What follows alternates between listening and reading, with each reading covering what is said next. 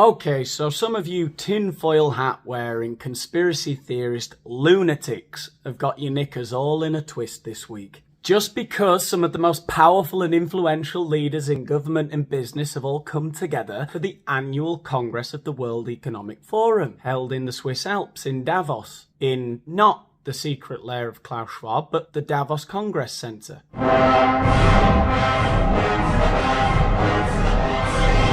Sorry, wrong clip. How did that get in there?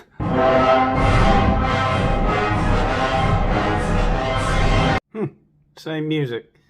Anyway, the point is, it's not a lair. Klaus Schwab doesn't have a lair. What do you think he is, a Bond villain? Look at him. He doesn't look like a Bond villain at all. He looks lovely. I think some of you just need to take a step back and listen to what these people are saying and stop being so cynical about our benevolent overlords who only want the best for us. So that's what I'm going to try to do in this video. I'm going to try and allay some of your fears about big government and big business intervening in your lives. Because at the end of the day, it's for your own good. Don't worry about it. So just before we get into the video, can I get a like if you think war is peace? Subscribe to the channel if you subscribe to the idea that freedom is slavery. And share the hell out of this video if you believe, like I do, that ignorance is strength.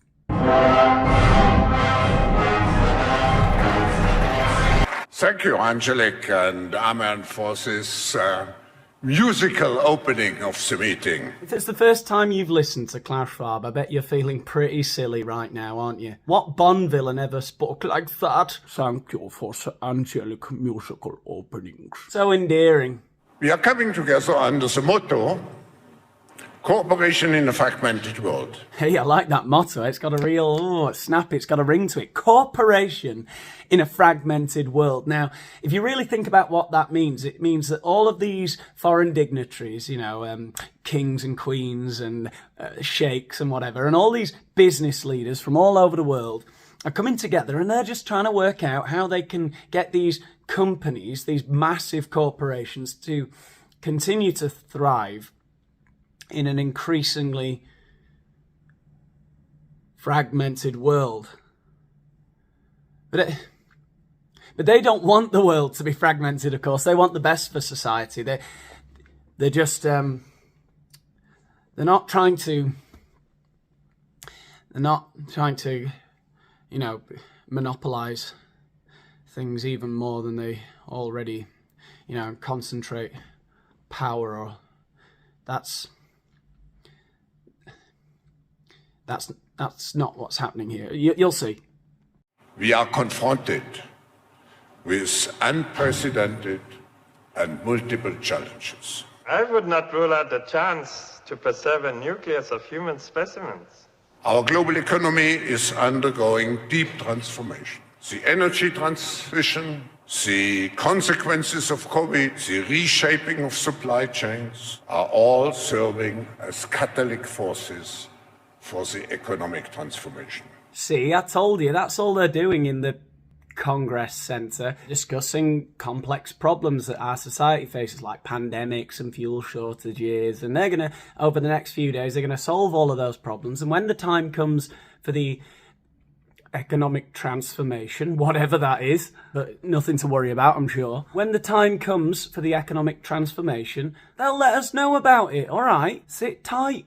Second, the geopolitical system is also undergoing deep systemic transformation. Internationally, we are moving to what some people would call a messy patchwork of powers. Yeah, it's such a messy patchwork of powers what we've got at the moment, in our democratic sovereign states. All the power divided up amongst all these different people all over the world. It's a bloody mess. There are superpowers, emerging powers, middle powers, regional powers, rogue states, and also large corporate and social media powers, all competing increasingly for power and influence. And all that power in all those different places, competing powers, that's bad, right? He's right. Klaus Schwab, benevolent overlord, is absolutely right. That is bad because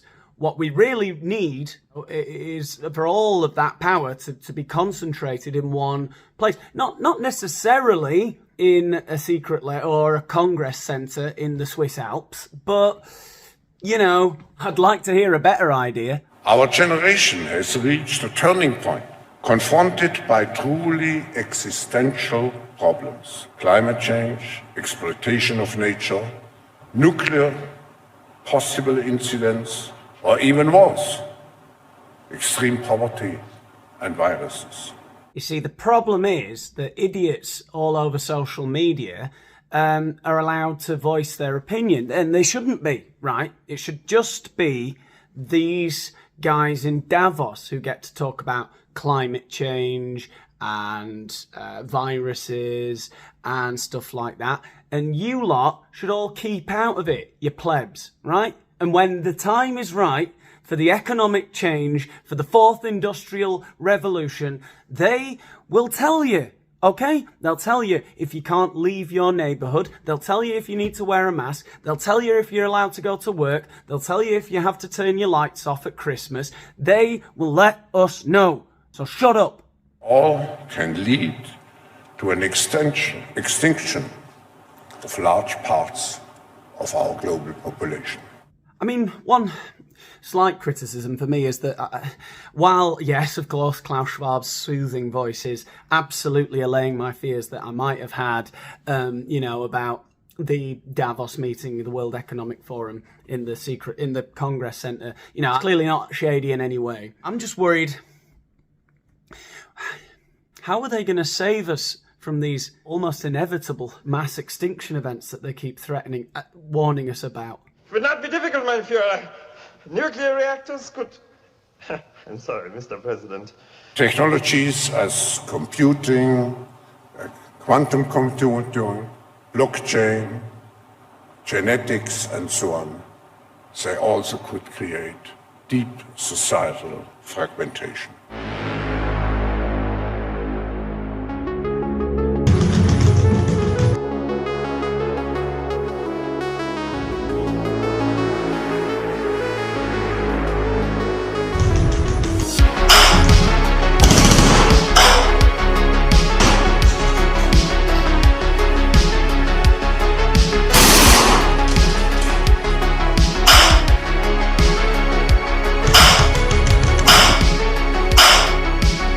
We need to overcome the most critical fragmentation. And the most critical fragmentation is between those who take a constructive attitude and those who are just bystanders, observers, and even go into the negative, critical, and confrontational attitude. Well, I would hate to have to decide who stays up and who goes down. Well, that would not be necessary, Mr. President. Could easily be accomplished with a computer.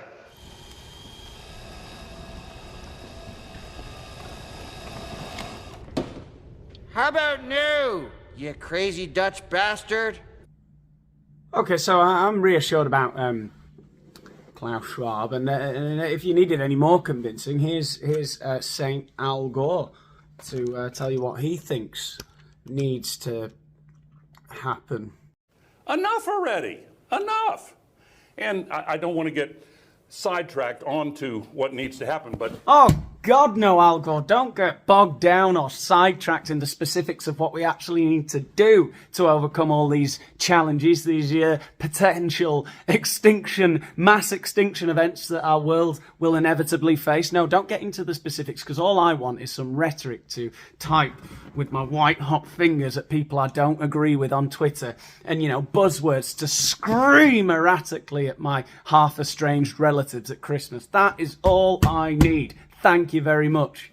We need to scale up climate finance, but we need desperately to scale down anti-climate finance. Oh, take me to the brave new world where big government and big corporations get into bed with one another. The ones that agree with the government get the finance, get the help, and the other ones that disagree get crushed and stamped into the ground. That's what I want. That's what we all need, right? We need new leadership at the World Bank. We need them to scale up the leverage and vastly increase the amounts that are committed. And we need to rein in the anti-climate activities. Anyway, let's send the video on a bit more of a, maybe not a serious note, but a more sincere note, okay? Less sarcasm. That's what we need, right? To end this serious political video.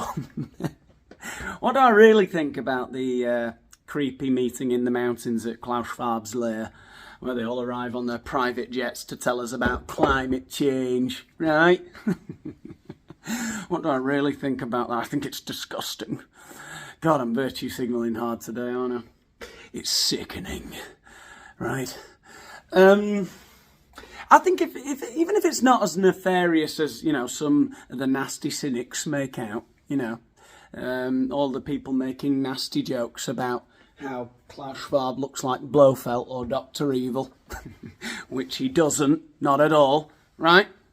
Even if it's not as nefarious as all that, it is at least the world's biggest circle jerk. It is an unprecedented concentration of narcissism, right? Megalomaniacs going to meet each other, business leaders, members of royal families, you know,